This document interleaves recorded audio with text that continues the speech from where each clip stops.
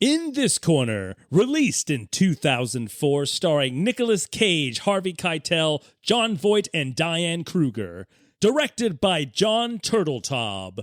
National Treasure! And In This Corner, released in 1996, starring Will Smith, Jeff Goldblum, Bill Pullman, and directed by Roland Emmerich. Independence Day.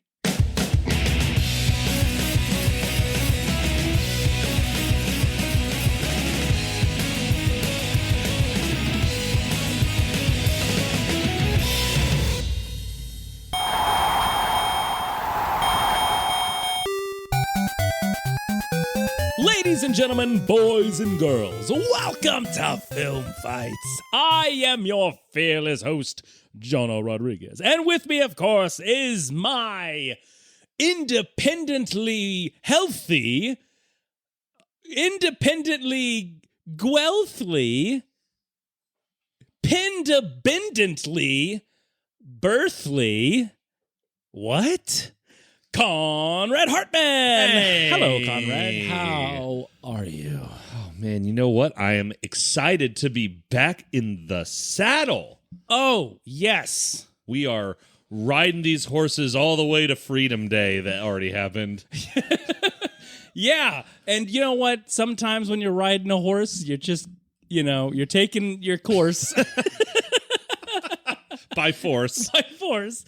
I didn't have a choice. I didn't have a choice. That's right. Yeah.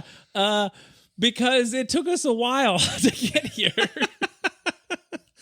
Well, and, just in time to be late. Yeah. For the season opener. Because baseball season. Oh, yeah. Home go. Touch now. Look, I like having a good time. Mm-hmm. But, I'm not super into fireworks. Oh, my God. Do you guys hate me now? I actually don't like fireworks either. And you know what? I'm going to be an old man, get off my property about it. We did not go see fireworks this year. I just cooked my warm pups and stayed at home. And yeah, as you should. It's your right. Gosh dang it. And I could see out of the back of the apartment studio, the people behind us in front of their place. In front of them who were behind and next to. Yeah. Our behind the way neighbors in front of them. Uh-huh. You mean you? They were... Yeah, we're shooting off fireworks. I was shooting off fireworks. Oh my God, it was me the whole time. Get off me. Oh, well, good, problem solved. I could just tell myself to stop. Yeah. No, it was like 2 a.m. and I was up for reasons, and they were shooting off fireworks, and I could see it, and I was like, these houses were built in these apartments were built in like the 50s and 60s. Like, don't. Yeah, they're very flame unproof. They like that was a feature. That was back like when go up. Yeah, you could buy flaming insurance for a song back then. Well, no questions asked. Well, because these old houses didn't have chimneys, and they're like, well, you can just always set your house on fire if you're cold. Well, no, what's the worst is that, you know what, it's fine. Like, 2 a.m. on the 3rd or even on the 4th. But guys, it's July 12th, okay? And I'm still hearing fireworks. Like, dude, I know you bought too many fireworks, but save them for next year. Come on. I need to celebrate my freedom and America by blowing up a Chinese invention. And burning my house down. Oh, yes. Because they were built before chimney crickets were coming out telling you, like, oh, don't you blow up fireworks or whatever. Oh, yeah, I remember that song. It got, it didn't get a lot of airplay. Right, because big firework shut it down. But you know what still has not gotten airplay is what we do on the show. Oh, and, for any newcomers, for our grand new opening of Film Fights Season 4. That's right. So here on Film Fights, we like to take 2 movies and pit them against one another in a brutal grudge match, with one of them coming out on top to reign supreme. This week's no different. Yeah. This week, we thought we would pick 2 things that epitomized the American dream of Independence Days, we picked, of course, National Treasure versus the Fresh Prince himself's hit blockbuster summer alien movie, ID4 Independence Day. ID4, not CB4, guys. No, not the Chris Rock rap movie. No. Independence Day. Yeah. So, I mean, hey, it's Independence Day times, or it was. And for you guys listening, it super was. Like, you're like, it's fall. What are you guys talking about? But also, if you're listening to this years later, maybe who knows? Maybe we're actually early. You know, if you're late enough for something, you're actually early. Oh, you mean like when you're being lapped in a race? Yeah, that's why if I'm running 5 minutes late to a job interview, I just wait 6 days. And then I go in and I'm like, you said Tuesday at 10. It's Tuesday at 9. I'm an hour early. I also said the 12th, not. Well, technically, the 12th happens every month. So you wait a month. Well, you have to wait until Tuesday falls on the 12th again. So, like, you're waiting several months. Yeah, that's right. But I'm an hour early that time. And then by the time you get there, it's like, oh, they've already folded. And you know what? Then I get to hand that to my unemployment lady, and I keep the checks coming. Pro tip, guys. Well, amateur tip because I don't have a job. Well, am a pro. Am pro. Pro-am. Like golf. Shit, that's what it means. Oh, my God. They're all unemployed. That's why we're talking about golf movies today. Yes, we're talking about Caddyshack versus the other golf movie. Versus Caddyshack 2, The Return of Michael Myers. Yeah. No, let's get into it. Let's start with, of course, the National Treasure. That's right. Movie. Not the ride or the book. Or the ride. Yeah, wasn't there a National Treasure ride where you ride on the just on the Declaration? You ride on it like a magic carpet. It's like, I want to show you the triangle with the eye in it. All of these historical documents. And then, where are you going? Now tell me, princess. They didn't get that far in changing the lyrics.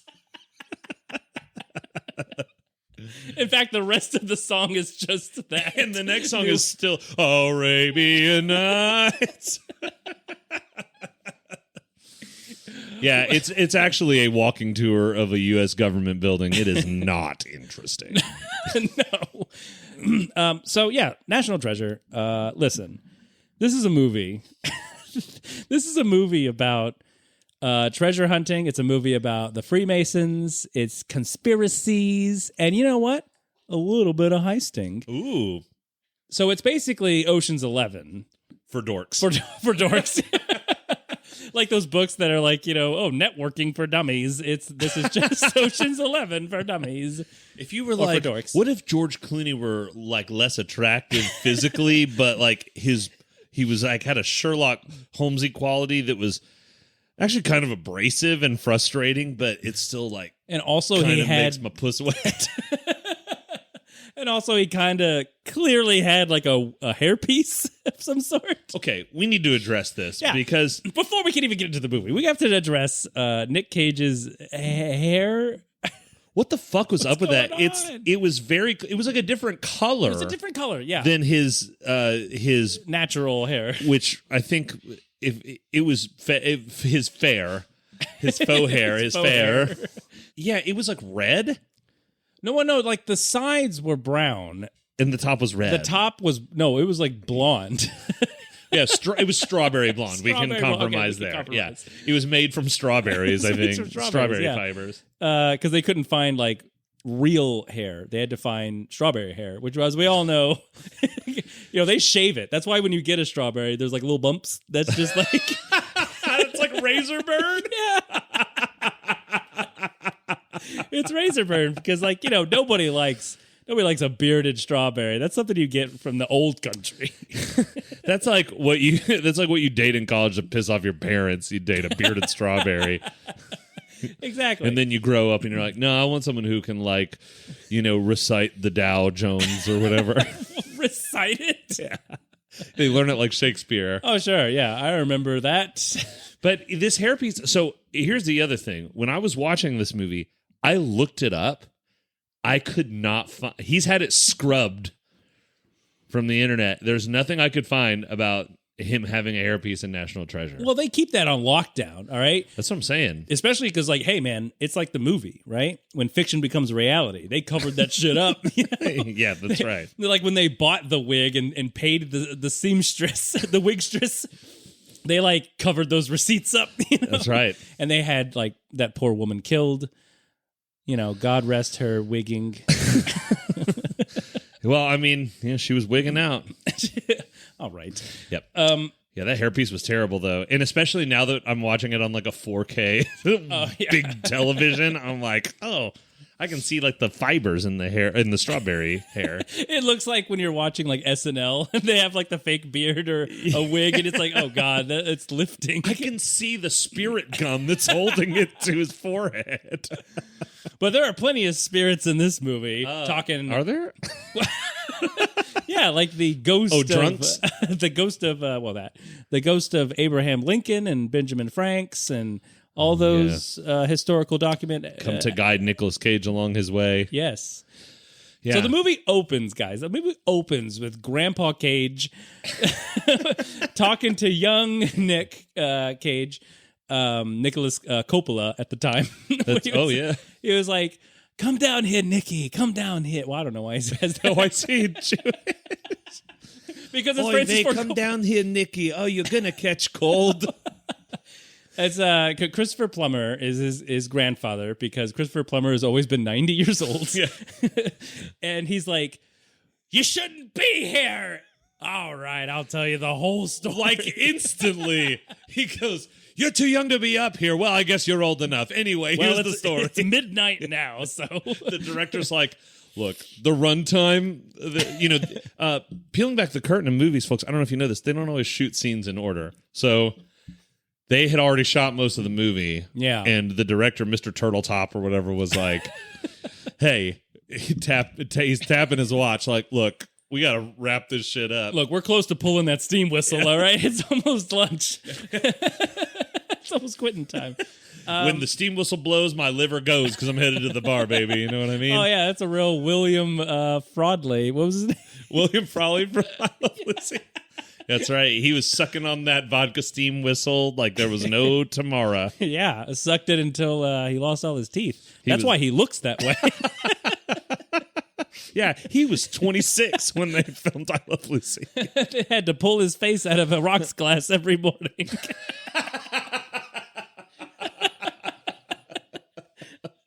So, Grandpa... I like my cars on blocks and my drinks on the rocks. Come on. Wait, what? And my Jennies from the block. I love how many different time periods we're weaving together here. I know. It's timeless, guys. It's timeless. All right, so Grandpa Cage tells Nick, like, oh, Benjamin Franklin had the Holy Grail or whatever. The Holy Grail, yeah. And he's like, we're going to be rich, Nicky, rich. And then his son, Nick Cage's dad, played by John Voight, comes in and is like, your grandpa's going to a home. Don't listen to what he tells you. He's crazy. Your grandpa's had too much grown-up applesauce, if you know what I mean. I don't. And he's like, wait, you think I should know? Then why don't you just say it? Why don't you just say bourbon? Oh, you know about the bourbon and the bees. So, cut to Nicky Cage with Bad Guy Man, and he's like, the treasure's here under all the snow. And he's also a sad boy sidekick board guy. Oh, yeah. He has a sad board man kick. He gets a kick out of his sidemen. His sidekick basically is like looking at the camera, shrugging. He's like Jim from The Office. He's like, it's not a living. And so he's like, it's here. And at first, like, because because they were kind of setting it up like, oh, the grandpa is filling him with these crazy, wonderful designs of like treasure and stuff. And then his dad comes in and he's like, oh, it's all made up. It's all stupid. It kind of felt like they were setting up like, oh, well, when Nick Cage grows up, he's going to be cynical about it. He's going to have the knowledge, but he's going to be like, yeah, it doesn't exist. I agree with my dad. My grandfather is crazy. And then as the movie goes on, he becomes to understand, whoa, my grandfather wasn't crazy after all. And so when he was with this rich guy, it all just seemed way too easy. They're digging like not even like a foot into fresh snow in an area that probably gets several feet of snow. Mm-hmm. And they're like a minute. Yeah, here's a full ship that has not been discovered ever here. Like, you could see like on the horizon, like a busy, bustling city. It's like, oh, we're right outside of Vegas. Like, what the hell? We're actually on a soundstage of one of the Vegas shows. Oh yeah, it just looked like snow. It was actually the white of the soundstage. Yeah. No, but they find this ship. And they go inside and they're like, oh, look, it's a pipe. And then what did Nick Cage say? He was like... He looks at... They find this intricately carved pipe that has, like, clues. And he says... clues. Yeah. Can you spot it? Oh, it's in the top left. No. Oh, it's right in front of your fucking face. Yeah. And he goes, oh, it's a riddle. And I'm imagining that actually played it like he's looking at it for a really long time. I know what this is. What is it? It's a riddle. Yeah, no shit, Sherlock. And then he smiles like, I am Sherlock. Yeah, my name is Sherlock Cage. And I don't shit. And I don't shit. I have liquid lunches, if you know what I mean. And his bored sidekick looks at the camera like, here we go again. And then he gets his lights punched out because bad guy man is like, give me that treasure. I need the treasure pipe so I can find the gold place. And then the ship just they blow it up with gun. Like the ship is filled with gunpowder. Also, guys, I don't know if you do that. It was a gunpowder ship. Right. How else are you supposed to get gunpowder from one place to another place? How else are you supposed to hide treasure in gunpowder? It froze on its way from Russia to North Korea. It was... It almost sounded like a sea chanty. It froze on its way to the North Korea. Hey, on the way there we sang hallelujah. Hey, it's okay. With sea shanties, they just make up syllables. You'd be like, it was on its way to North Korea. Shama ding dong dong bye, I'll see you bye bye. Or they extended like syllables where it's like, you are coming to me now. Oh, yeah. Until we say goodbye, yeah, yeah, oh, yeah.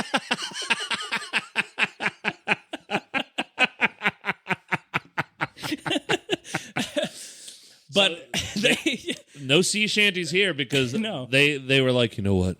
This is the most important historical find in the century. Let's blow it up. Yes, Fuck it, dude. You know what I mean? It's the 90s. It's 2004. And so they blow it up, and then they go to didn't they go? It doesn't matter. They go to a place where everything is. Yep. And they meet. Oh, they go to Target. Yeah, they go to Target and they meet History Lady at the desk, and she's like, "I know about history. Look at me. I have a book." Speaking of which, we have a sale on books. Yeah, we have a sale on books. It's like, dude, you run the gift shop. She's like, yeah, and I know all about all the items in here. Look at this crystal Jesus. That is not history at all. I mean, it is. Wait, hold on. Oh, my God. Whoa, we just lost a lot of listeners. Or maybe we gained some.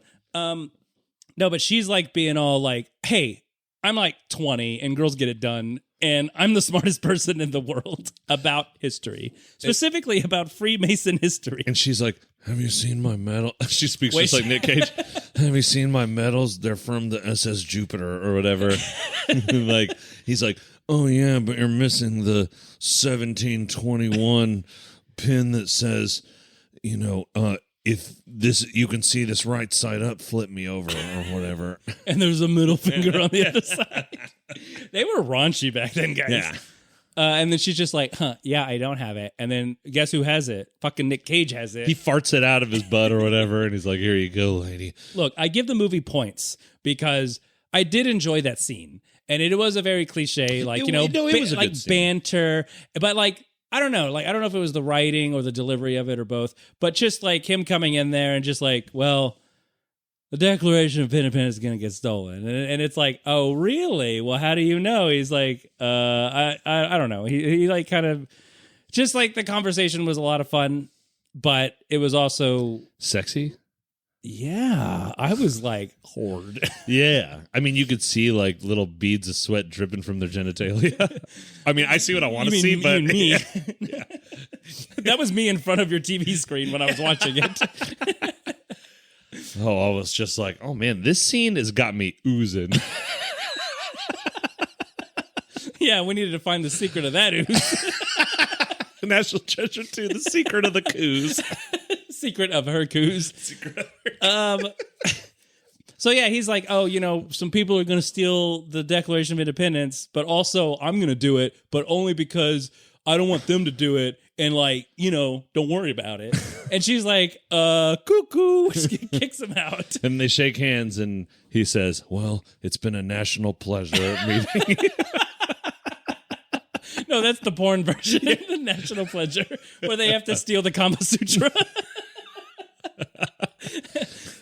So there's clues on how to achieve the perfect climax, and I have to find it before the sexy lesbian trio finds it. And in the end, they all find it together. She goes, so why don't we all find it together? That's the next hour of the movie.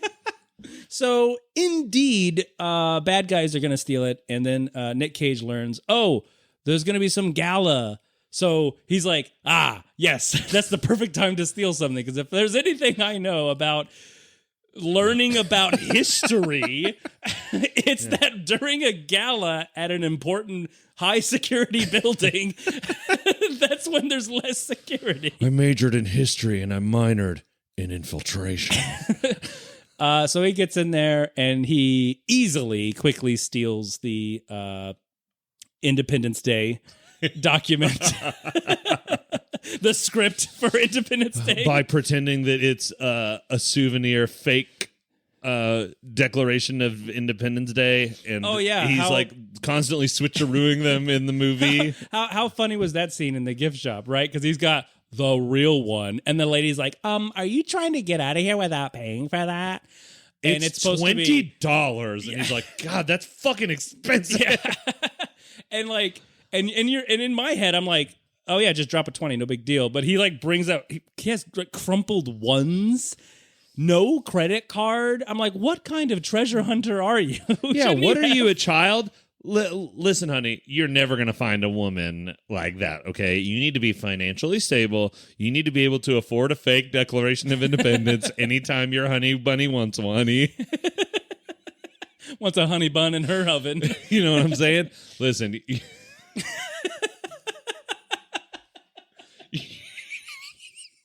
You're not going to get that gash unless you got the cash. Okay, so we were both like, all right. We were both tired of each other at the same time. No. So yeah, he steals it, and then Lady History is like, Lady History. Yeah, she's a superhero. She like pushes up her glasses like, Oh man, I feel like I just had a hysterectomy. After talking with her, she's like, you can't just take that, okay? That's like illegal. And he's like, oh, even more illegal than you know. And he looks at the camera. Wink. Get it? And then the bad guys come and they're like, hey, we're going to kill History Lady. Lady History, if you don't give us that damn declaration. And he gives them the wrong one. Get it? It's funny. He did a switcheroo. It's one of 100 that he does. And so they eventually get to his dad. Yeah, that's right. I'm skipping Act 2. No, this is only like 5 minutes later. That's the whole movie is just that.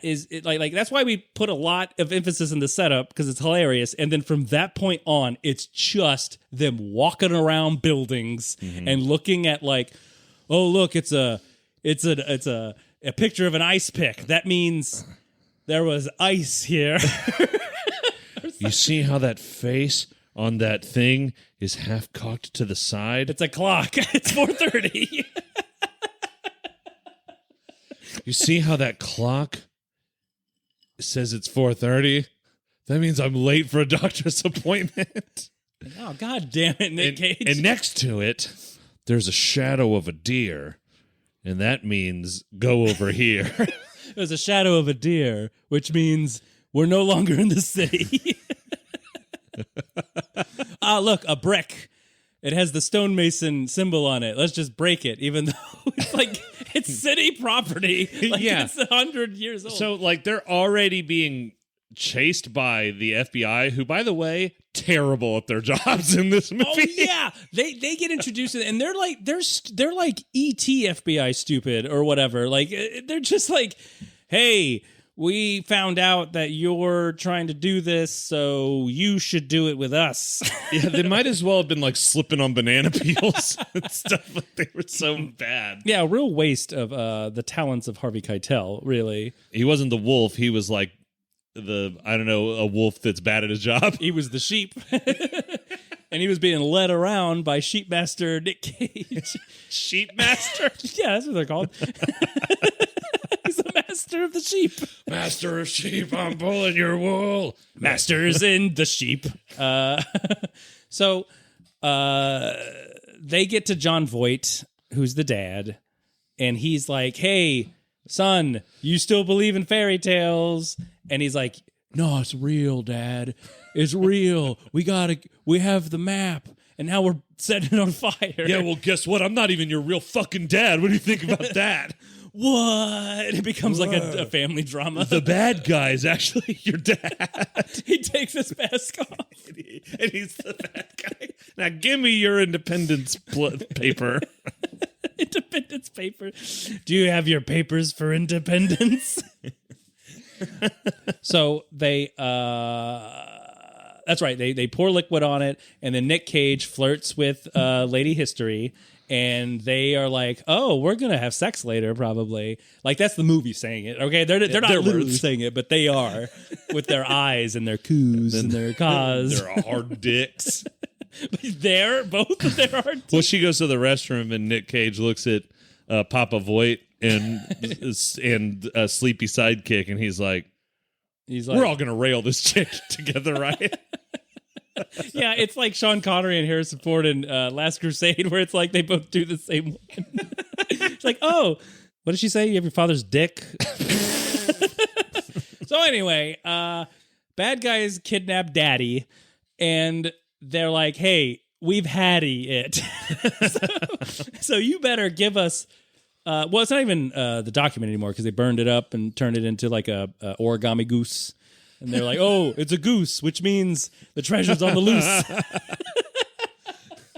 So they go tumbling down. Oh, no, they go to the statue of Abe Lincoln, right?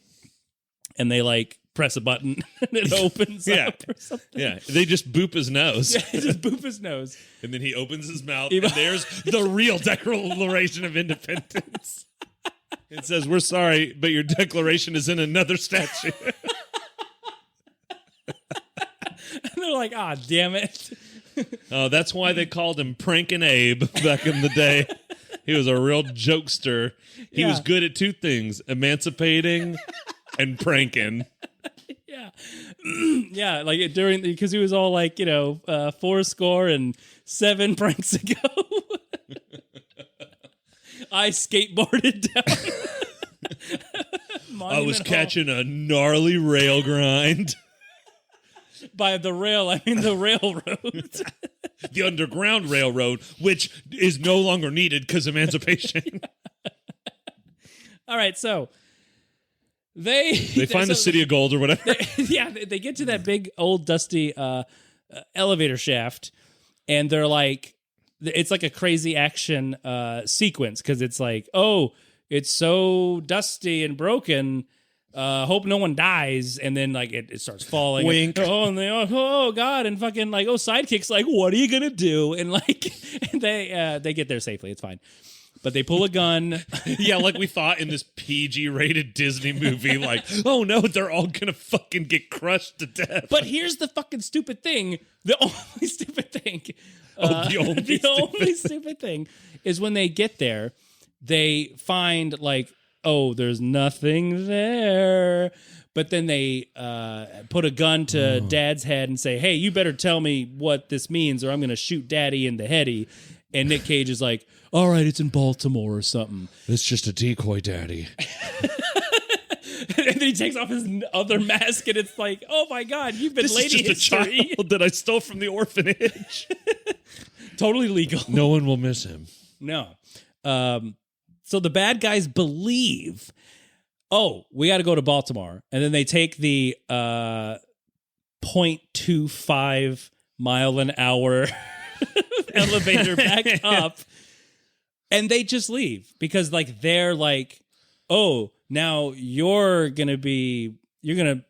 leaving you here to rot. It's like you could just kill them. You've been shooting at them the whole movie. Right. But now it's that stupid bad guy thing where it's like, where they're like, we've been trying to actively murder you, but now it's like, now we're just going to let you live until you die. It's like, just kill them. Happy Independence Day. But they're still like slowly creeping up, so they say that, and it's like 5 minutes until they're out of sight. They're like, Man, I should have saved that line for just And then right before they get out of sight, he's like, "Happy 4th of July," and they don't even hear that part.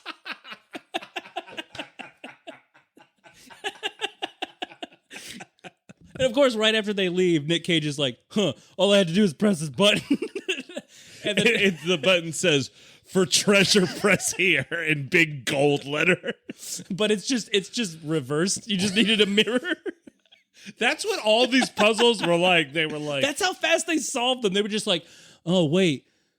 If you just take the second letter of the third, fourth sentence from the word backwards, when you take the K and turn it upside down and look at it from a mirror's view from the ancient days when the English language for 1 month was different. Of course. But they get into the treasure room and it is like gratuitous. It is like the most treasure. It like geographically didn't make sense. Like, because you start at Lincoln and it's like, okay, you go deep, deep underground. Mm-hmm. So that means they had to build like basically at the end of Raiders of the Lost Ark style warehouse underground. They didn't do that 200 years ago. But it has like fucking every fabled treasure ever. It has like the statue of Alexander in there. Yeah, it's the like, Knights Templar treasure. Yeah. It had like the first edition of Air Jordans in mint condition. It had that copy of the Bible that said the word sucks. That's signed by the author. Moses. And it has all the original uncut Star Wars films.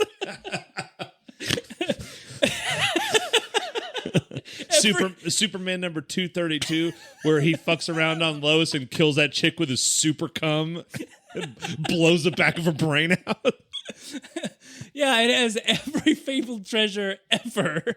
And also like, Dogfish Head 120-minute IPA. It's hard to find. Oh, yeah, dude. Don't even fuck around with it. This is the greatest treasure of them all. I'm going to drink it out of the Holy Grail. And there were also chocolate coins. Not a rare thing, but I mean, it's really good. There was the Holier Grail. I mean, there could be common items in there, too. You know? Yeah, I mean, listen, you roll a D20 and you see what you land on. And then the FBI, of course, swoop in at the last minute. They're just like, thanks for finding all this treasure. For us, that belongs to me. So this is a good exchange of you don't go to jail. No, I think in real life he would still go to jail. Yeah. Absolutely. They'd be like, well, You caused $18 million worth of government property damage. You involved a minor in your weird trickery looking at the Declaration of Independence. Yeah, that's right. You stole the Declaration of fucking Independence. But the real crime was he stole Lady History's heart in the process. That's right. And you know what? For that, he's getting a life sentence.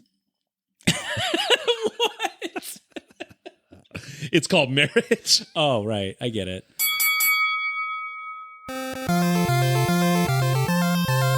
We've gone down history lane with Nick Cage and Lady History, Diane Kruger. I'm not reducing her name, okay? Okay. Diane Kruger. I know who she is, but will always be the adorable Lady History. But we are we are moving on because we are in the future times of 1996 with Independence Day. Yeah, this is where the Fresh Prince comes in. And he sees all the aliens who need to get shot. Is that a Fresh Prince like thing? Yeah. Well, he's the French king now. Well, I was playing some basketball with all of my friends, and the flying saucers came and said, "Now is the end. We're blowing up the planet, and all of your kids."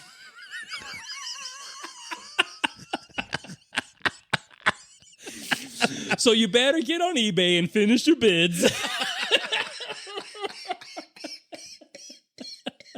Yeah, so Independence Day is a great movie about how Jurassic Park man, Jeff Goldblum, Sam Neill, decides he works for a cable company, and then Will Smith is like, I'm in the military. Okay, Fox, I love you. This is where you're starting. I mean, that's what I took from it. Just one man's opinion. Well, you know what? Yeah, let's just. All right, we're foregoing the non-format of the show. There's not a format, guys. But the thing to focus on with this movie is the cast of characters, which there are as many characters in this movie as there are grains of sand in. This bottle that I picked up at the New Jersey State Fair, which is to say 8,264. I know because I won it by guessing how many grains of sand were in the bottle. 8,624 grains of sand. Yeah, it was the way less sad version of Rent. Yeah, it was Brent Spiner. Who's in this movie and plays a character who is a grizzled, or no, not grizzled, but lab man. He's like a hippie. He's like a beach bum kind of Area 51. He's like, hey, man, I got long hair and I surf the waves and also aliens. I like my scientists to be like, yeah, man, I know two things. Quadratic formulas and how to roll a blunt.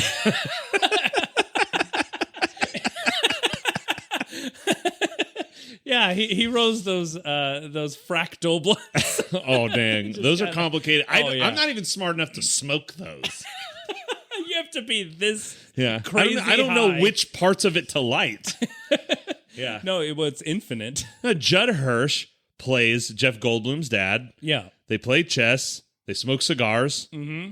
Or Judd Hirsch smokes cigars, and Jeff Goldblum's like, oh, but Dad, those are going to give you cancer. And he's like, fuck you. He's like, you know what's going to give you cancer? Playing chess. And I'm doing that too, so they cancel each other out. Saving the world is going to give you cancer because you're in the sun. That's why every time I smoke a cigarette, I chug a Diet Coke. The cancers fight each other, they kill each other. It's fine. Yeah, it's like when you get the flu, throw in some COVID. it's gonna cancel out. That's right, Fluvid. It's very fluid. Fluvid is fluid. That's what my doctor always says. Yeah. And by doctor, I mean that guy that hangs out behind the bowling alley. But he is great. Oh, yeah, he's top notch. Greg? Oh, well, he calls himself My Face is on Fire, but I don't know. Oh, shit. I know him a little personally. Oh, okay. Yeah, I just call him Greg. I don't know if that's his name. Because when he said, hi, my name is, he did quotes, Greg. So Independence Day, it's a classic film, okay? And it really like we said, there's tons of characters. Brent Spiner, there's the president who's played by Bill Pullman. There's Randy Quaidman, who plays a drunk alien abducted. He plays Cousin guy. Eddie. He plays Cousin Eddie. He's like, it's real nice, Clark. And people are like, who are you talking to? He's just like in the corner of the alley. And he has 2 kids, and they live in a trailer park or something, right? Yep, and somehow they're Native Americans, and he's not. Yeah. What else we got? We have Vivica A. Fox, who is a certified dancer. She's a certified A-grade fox, if you know what I mean. Oh, yes. Well, because she comes from the lineage of 20th century foxes. Ironically, no, this is a 20th century fox movie, wasn't it? And then you have a Will Smith guy who's a real Air Force guy. Mm-hmm. Oh, and Harry Connick Jr. as his little buddy. Yeah. Who, like, he had a little, he had the acting bug during this phase. Keeps trying to force in, you can tell the way that they cut. We watched the director's cut. Mm-hmm. And so every time you could see Harry Connick Jr. trying to force his music in his scenes, like when he's talking to Will Smith and he's like, oh, you're proposing to your stripper girlfriend, huh? That reminds me of a song. And then they cut it off because they're like, all right, for the last time, you can't, none of these songs are in the script. You gotta do it at bended knee. You gotta marry me. He's like, right. He's a good singer. Oh, the aliens have taken my life. You had a song ready about the aliens taking your life? Oh, yeah, spoiler. He does die. If you are Harry Connick Jr. fans and you don't want to watch a movie where he dies... Spoiler alert for this 20-year-old movie. Also, that's a very specific warning. If you don't want to see Harry Connick Jr. die in a movie... Listen... I watched this just to see Harry Connick Jr. I rewind it and watch that part over and over again. Oh, so you're like Goldie Hawn and Death Becomes Her watching Meryl? Yeah. Is that... Death Becomes Harry. Now I know why your VHS copy broke. It wasn't because of your move. Or because of film degradation, because VHSs haven't been made in 20 years. Not since the history of violence. Speaking of violence, this movie has a ton of it, okay? Yeah. So the aliens come to the world. We're explaining this as if you've never seen the movie, guys. That's why you clicked on this episode, right? So to get information about movies you've never seen. Season 4! So the aliens are coming to the world. There's no motive at all. They're just here, and they're Richard Gere, and they're... No fear. No fear. So steer clear. Of these weird... Randy Quaid, pounding beer. He's an alcoholic in the movie, though. Yeah, he's not here for it. Yeah. So the aliens are in a ship that are gigantic. And they really, like... This was during a time... in movies where like spectacle was becoming this kind of like competitor thing, right?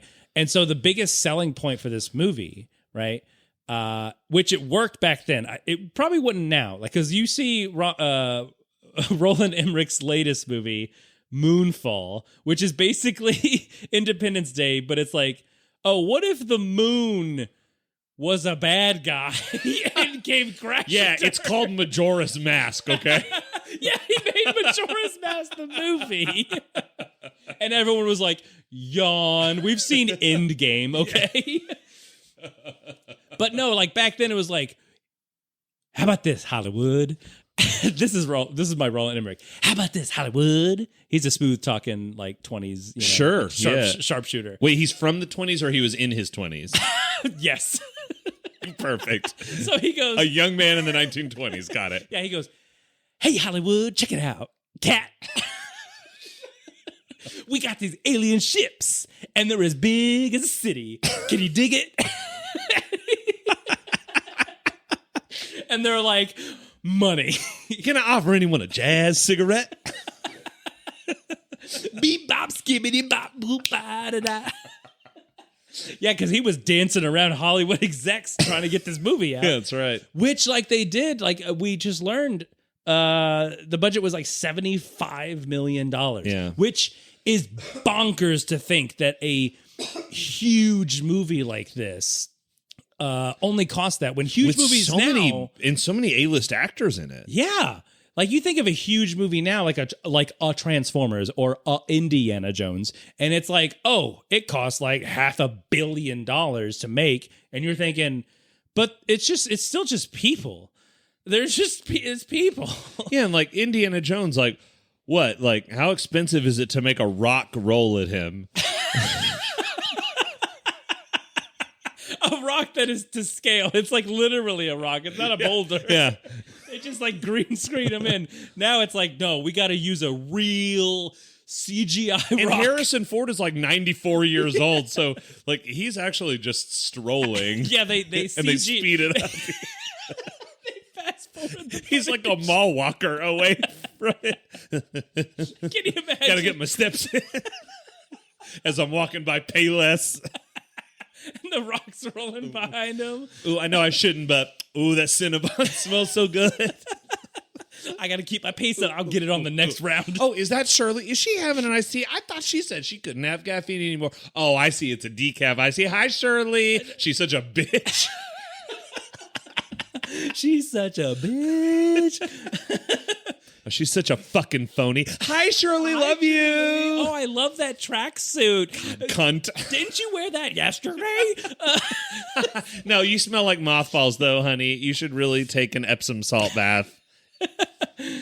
So that is to say that this movie is like a boulder heading towards your home. Yeah. So it's a small rock, but shot the right way. It's very scary. Bam. Yeah.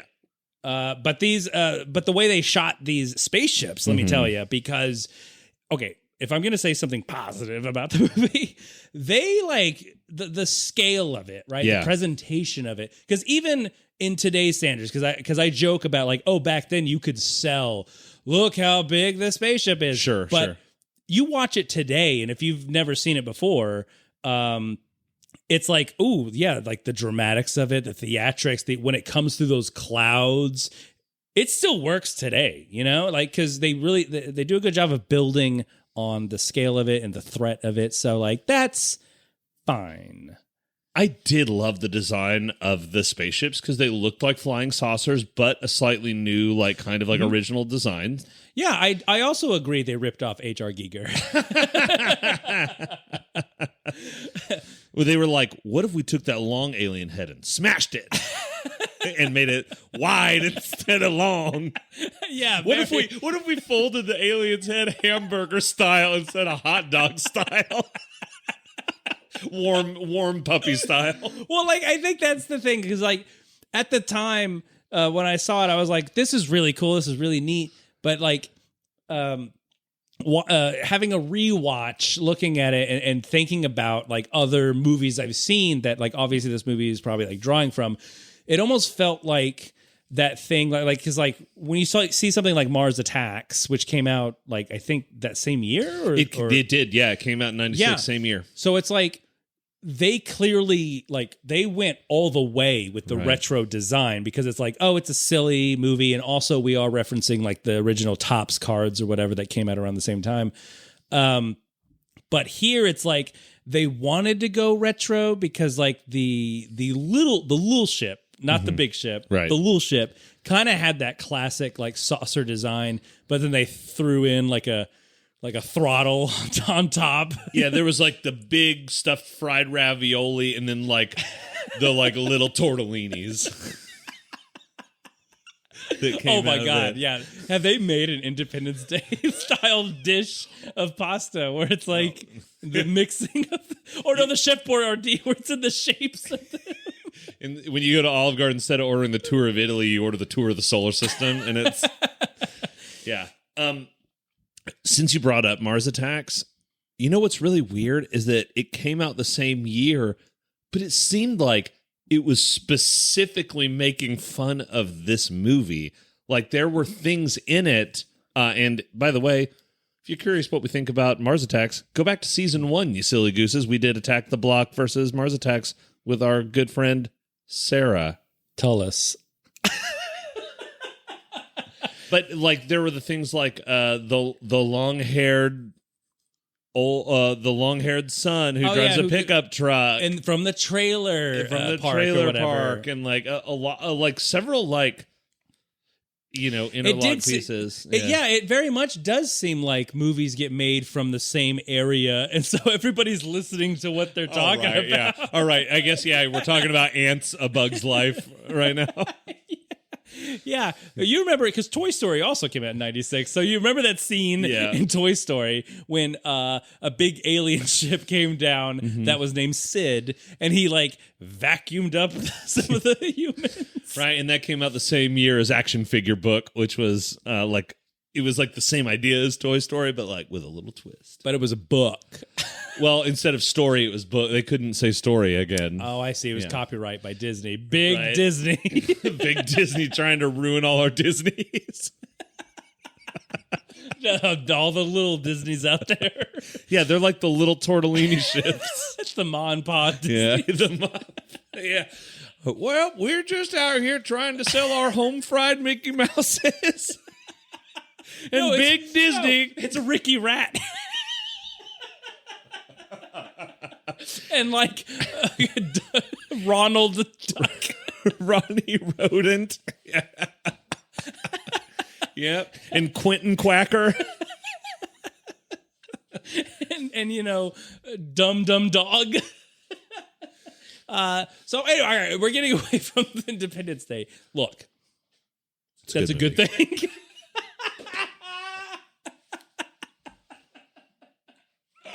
So anyway, more about Dum Dum Dog. No, so we've listed all the characters, guys, all the ones that we can stomach. So here's the plot of the movie. Okay, aliens are coming. They want to destroy the world. For reasons. Yeah.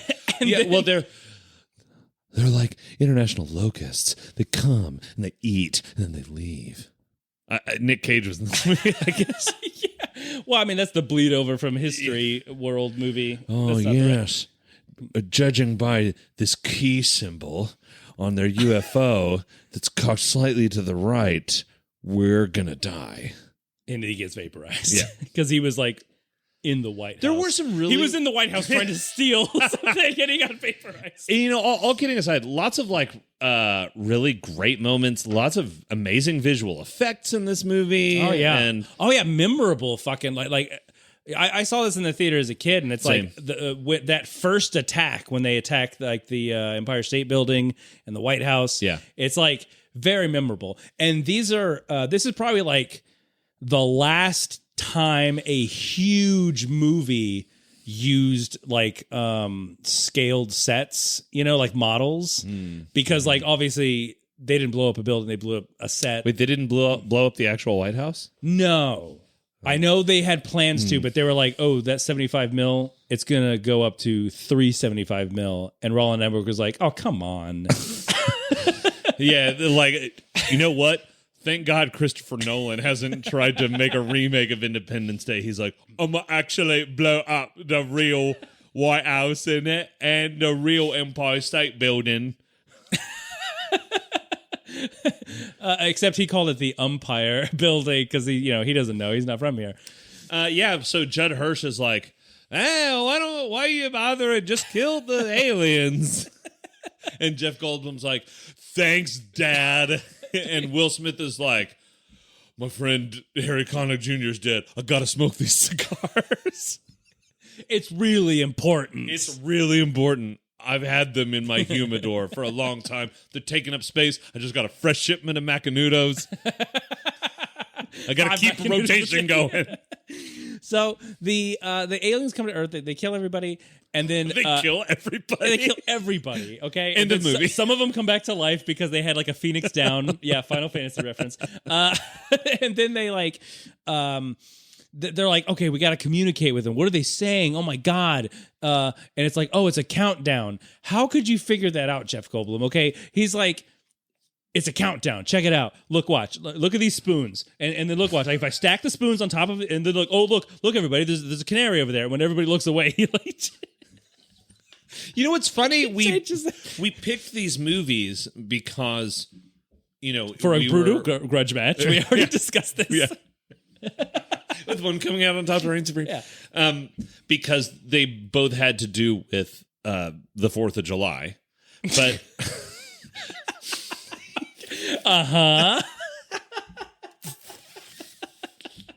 Go on. But I didn't remember that they both also had basically idiot savants as the main character, being like, oh, well, if you carry the 2 and divide by 2, thus negating my carrying of the 2, you get pizza. And they're like, what? Yeah, we still have not been able to decipher a lot of the Sumerian language, but this alien language comes in and he's just like, it's just like chess, guys.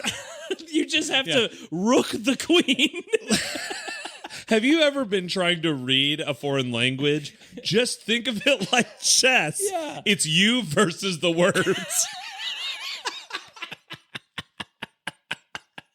Like, all right, this A here, that's a pawn coming to get at my brain, which is the king. So I'm going to take out the X next to it. That X, I don't know, it's a bishop trying to get the king, which is my brain again. Oh my God, is that why there's so much war going on in the world? Is because you look at a foreign language, it's like, oh, they're trying to kill us. Yeah. You know what? People are always talking about video games being violent. We need to ban the original violent game, chess.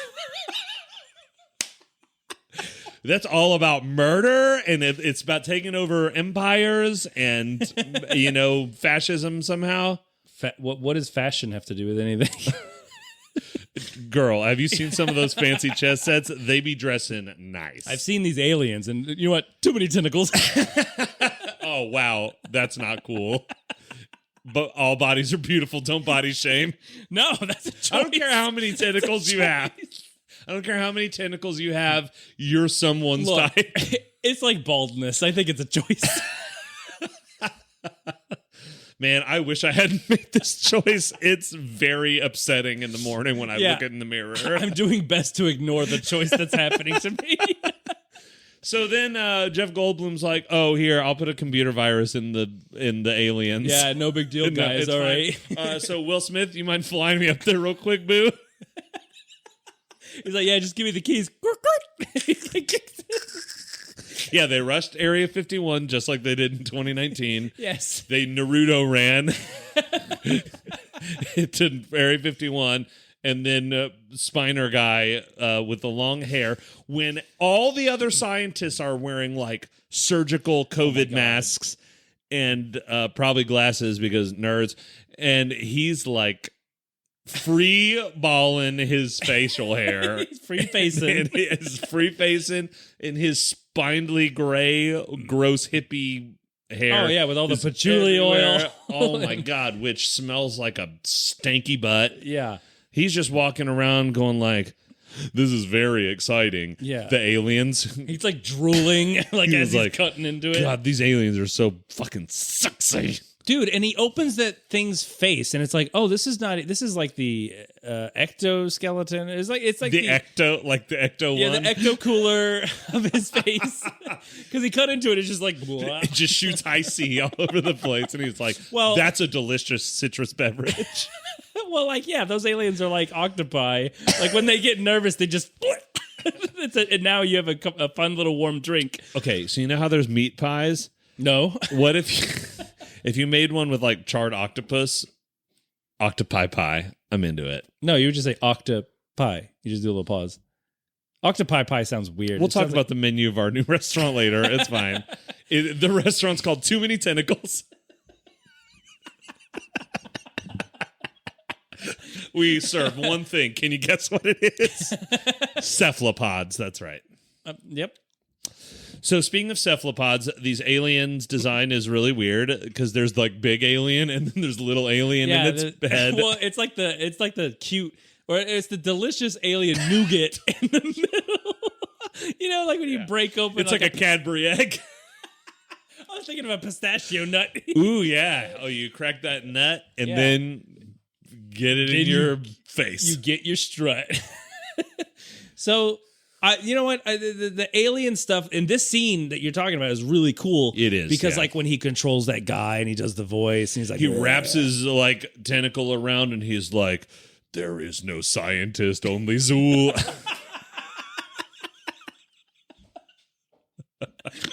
Yeah, he's basically like, you know what? We were bored being in space, so we just want to kill all you guys. Yeah, he's like, hey... Sorry, bro, but like we already started. It's kind of at this point, to save face, we kind of got to go balls deep on your plan. It's kind of like chess. Once you start playing. And then Jeff Goldblum's like, oh my God, I play chess. Hey, don't you love the Krostofsky attack? And he's like, I prefer the Gobleski defense. And he's like, ooh, that's a pretty good one. If like, you're a kindergartner. All right, you know what? Let's develop a bomb and kill these guys, these Dickensians. And they do it so easily. They get in there, they blow them up, and they're like, haha, we have cigars now. And then Bill,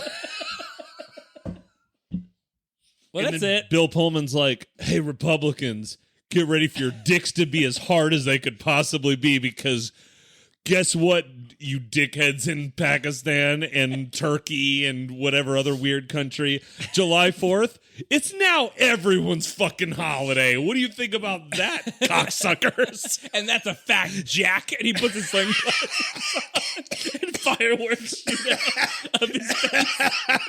And everyone who buys the Old Navy fucking USA flag shirts just like they come in their jorts. And then like the world anthem is R-O-C-K in the USA.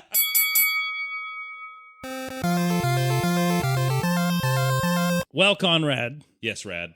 Here we are at the part of the show where we've talked about the movies, more or less. Something. Mostly less.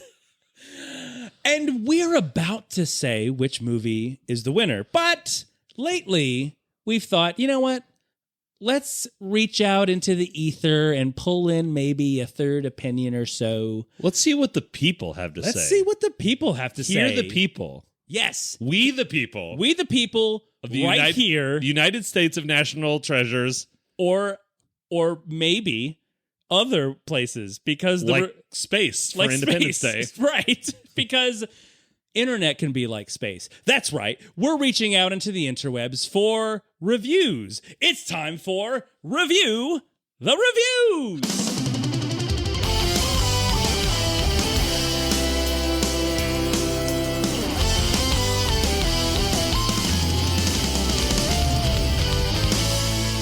For this segment, we've each pulled a 1-star review and a 5-star review for both movies. So, Jono, hit me with that National Treasure juice.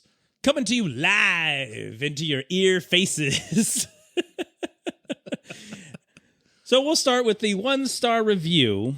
This is hot off the presses, guys. Ooh, goodness. For National Treasure. 1 star. Titled... Historically insulting, lots of loopholes, boring ride, etc. I'm laughing already. And you know this is real because this review is dated 2006. So this is very close to when it came out. Okay. The Masons are good guys. All those funky images on your money and in DC are just clues to a buried treasure. The Bill of Rights is made of animal skin? I could go on. Typical Disney bull. Seems they are trying their best to take your attention away from real history with this baloney. Do yourself a favor and read up about the real Masons and the real U.S. shadow government. 1 star. All right, so there's a 1,000% chance this is a QAnon person. Did QAnon exist back then? Oh, well, I don't know when this review was written. Oh my God, it's the original QAnon. Oh my God. Username? QAnon. Quentin Anon. I love that people will watch this silly Disney movie and be like, wake up, sheeple. This is just trying to distract you from the reptilian overlords. And we're like, this is a Disney movie, bro. Well, like, also... you just wanted to take your kids to, like, shut the fuck up for 2 hours. This is the kind of person who watches an Indiana Jones movie and goes, okay, archaeologists are not really exciting, okay? They dig and preserve. They don't go on adventures. It's like, it's a fucking movie. This is the person that watches Fern Gully and is like, all right, look, when we're tearing down the rainforest, the smoke does not become an evil being. That is not real, and we are not murdering fairies. That is made up. Dude. This is just shadow government liberal bullshit.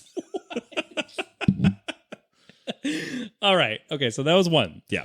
So now we're on to a more glowing review. 5 stars for National Treasure. Hit me. This is titled First Clue on Back of $100 Bill. Yep. So here's the 5-star review. National Treasure is a jammed-packed movie with a little bit of everything from mysteries to drama, suspense, and some humor at the right places. Basically, this is about Benjamin Franklin Gates finds out treasure hunters are trying to steal the Declaration of Independence to try to find a clue for a hidden treasure. Gates decides to steal it first to protect it at all costs. Needless to say, there are a lot of twists and turns, and only time will tell who will prevail, I wonder. And most importantly, we get to learn a little bit of American history along the way. You know what? The last reviewer would have something to say about that. That's why I chose this. This is the opposite of what this person feels. They're looking at this and going, this is a classic Disney-tainment movie. It's like you learn and then you also, get a little thrill. Oh, right. You know what? I'm going to say I think that your 5-star review, I think that it hits the nail a little closer. Than the 1 star. Because, it is silly and stupid, but I don't know, history's good or something. Yeah. It's about as historically accurate as The Mummy with Brendan Fraser. Yeah, or like reading the back of an Aunt Jemima bottle. What, you're saying that syrup is not real? Listen, just wake up, sheeple, okay? That's just big syrup. I'm trying to tell you that this bottle should be shaped like a woman, a time-sensitive woman. Well, Conrad, why don't you lay up a basketball with we are good at sports analogies. We are good at theming movies. So with your film. I picked reviews for Independence Day, and let me tell you something. Just like the title, they are short and sweet, but encapsulate the spirit of the film. Okay? Okay. My 1-star review. The title is Doesn't Seem Believable. The science fiction movie where the world is almost destroyed by aliens. And the review is 1 sentence, 3 words. Seems made up. I don't know if this person thinks that all movies are documentaries.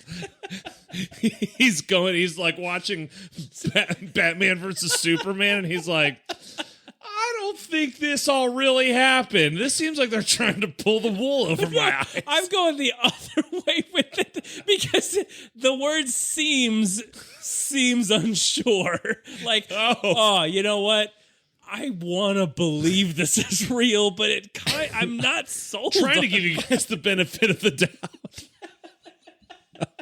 I mean, I paid my $1.50 for the rental. And I'm just like, I don't know. I'm on the fence. Did aliens do that recently? I mean, I haven't been to DC in a long time. I don't know. I was born in 2001, so I can't say anything about 1996. Yeah, fair enough. Maybe it happened.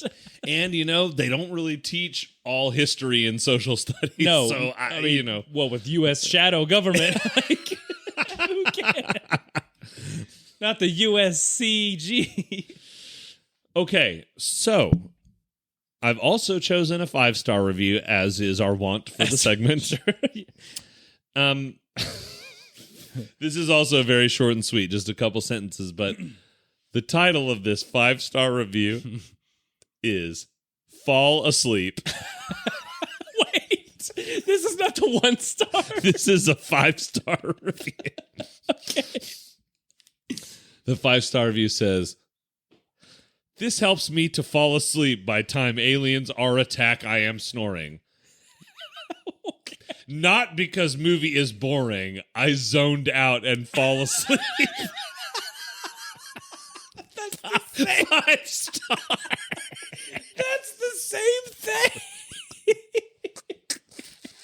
Oh, I was not bored by this high school recital. I just zoned out.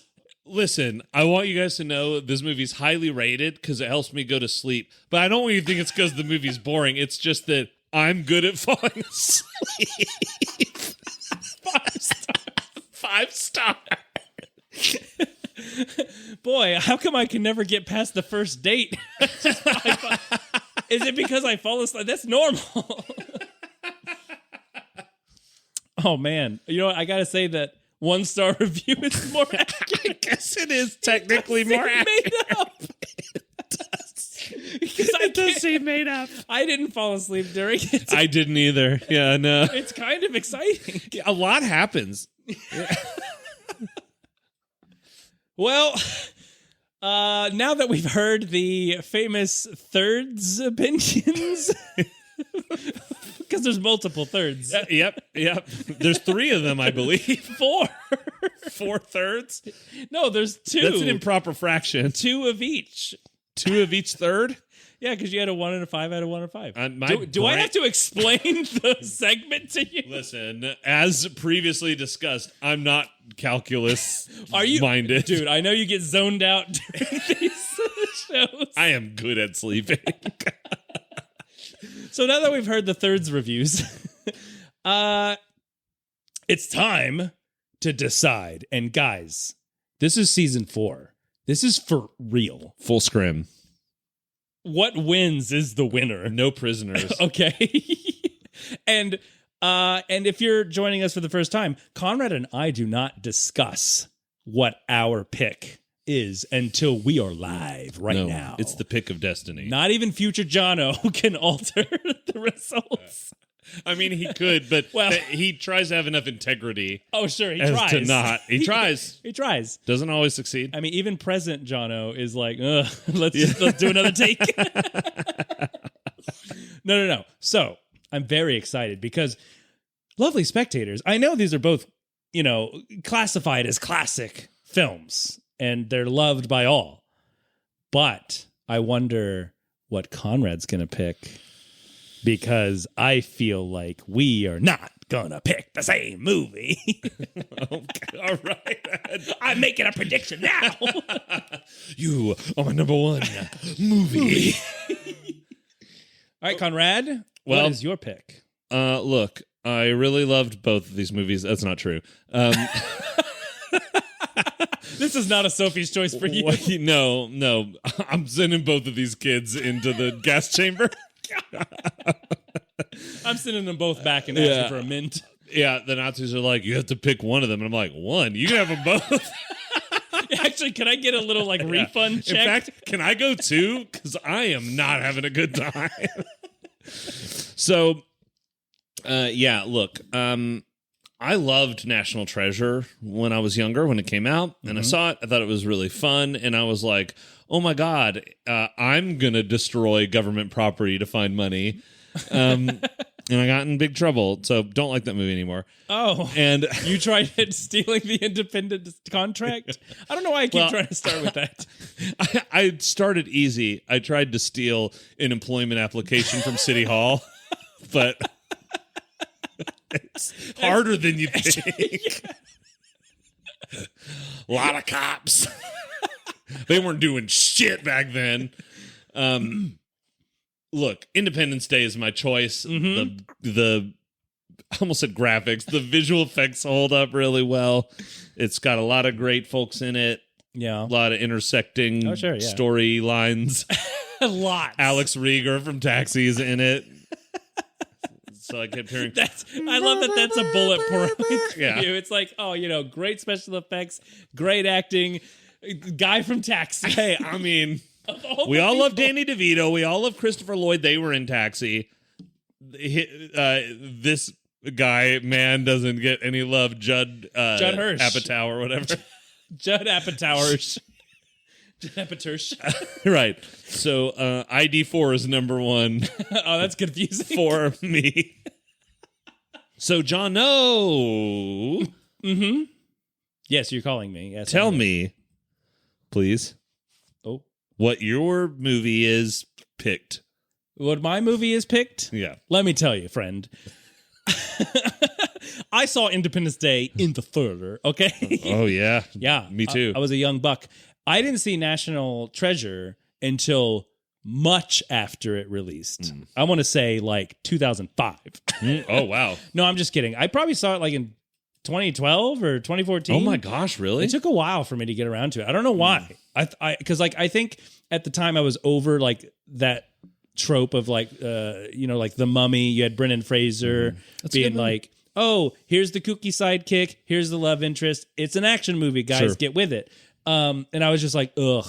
And then Sahara came out after that. Remember that? Matthew McConaughey, they did the same thing. Anyway, so I missed it, but I gotta say, watching it again, I forgot I like this movie. And I'm not saying that to throw you off and go, oh, but I can never tell. No. National Treasure. That's my pick. No way. That's my pick, guys, because here's the deal. I like Independence Day in the same way that I like watching an old lady fall down the stairs. It's terrible. It's terrible, but gosh, it's kind of fun. So Independence Day is like eating tapioca. It's like, okay. Don't do it.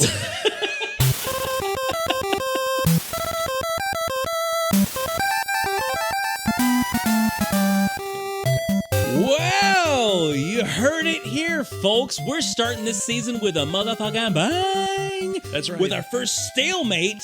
Yep. In as long as I can remember. It's like when an Australian person takes a bite of old bread. He's like, oh, it's stale, mate. Yes, it's an Australian bakery diner. Also, you brought up chess. Independence Day. So Independence Day wins. No! Damn, in my eyes. No. But you're a national treasure, Jono, so still and a tie. you are an Independence Day.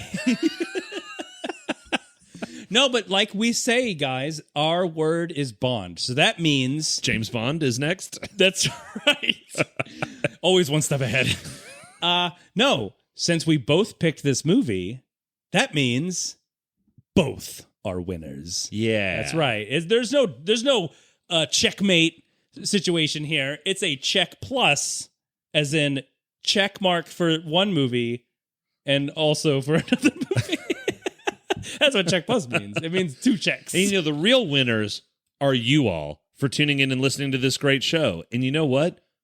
You could be an even bigger winner by emailing us at battles@filmfightspodcast.com and telling us what battles you want to hear and telling us our opinions are great. Don't tell us they're stupid. I mean, you can, but you're wrong. So, but also you're independent. Yeah. Which is the theme. You're independent on the day that you were national. Treasuring our email address. You hold it close to your heart. We hold it close to your computer, which is like your heart. Wait, you're listening to this on a computer? What is this, 1986? I mean, a phone is also colloquially known as a computer. Colloquially? So you're like, oh, let me just pull out the old computer and give my grandpa a call. All my grandpas are dead. Everyone I know calls their phone a computer. I thought you were going to say everyone I know is dead. Well, everyone I know whose grandpa is dead is dead. Whoa. So if your grandpa dies, you die in 7 days. No, that's if you watch a tape with a grandpa in it. Oh, no. I watch grandpa tapes all the time. Well, what's great about that is that after your grandpa dies, you don't have to worry about him dying anymore. On my mom's side, my mom's dad, so my grandpa on that side, he was always using his camcorder. We called him Grandpa Tapes. He was always taping. That's a great story. Yeah. If we called my other Grandpa Tapes for another reason, because he has tapeworms. No. Oh. But you know what? If you have tapes to send us, you can send it to our Instagram. Yeah. Which is Film Fights Podcast, also on Facebook. On Facebook. Just add us. Throw us your hot takes. Yeah. We can take it. And you know what? Speaking of review the reviews, you could review us. And subscribe. And subscribe. Wherever you're getting this pod right now. Anywhere. even from Pods R Us. Even if you're coming from the scary moonland where the aliens came to destroy all of our national treasures. Which, great matchup. Independence Day, National Treasure. You got Independence Treasure. Which is the independence doctrine all on its own. Also, it's a train heist. Also, there's a baby in it. Bye!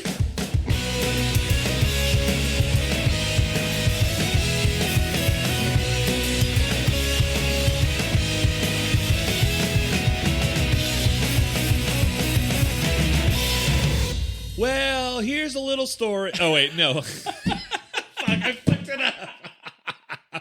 Here's a little story all about how my life got flipped, turned upside down. So sit just there and we're going to talk. And the aliens came and that's okay. I think the lovely spectators are with me where I'm just like, I'm excited to see where this goes. Oh, nowhere. Well, I walked outside to get the news and I saw some aliens, so I hit the snooze. So come on down to Area 51. It's going to be lots and lots of fun. They're shooting lots of lasers and blowing up stuff. We're hanging out and they're fucking my wife's muff. I don't know. Whoa. Whoa. God, that was bad. The future Jono. All right, let's just start over. Yeah. This one's for real. This is the third time's the charm. Okay. Here we go. Well, get the song right. All right, here we go.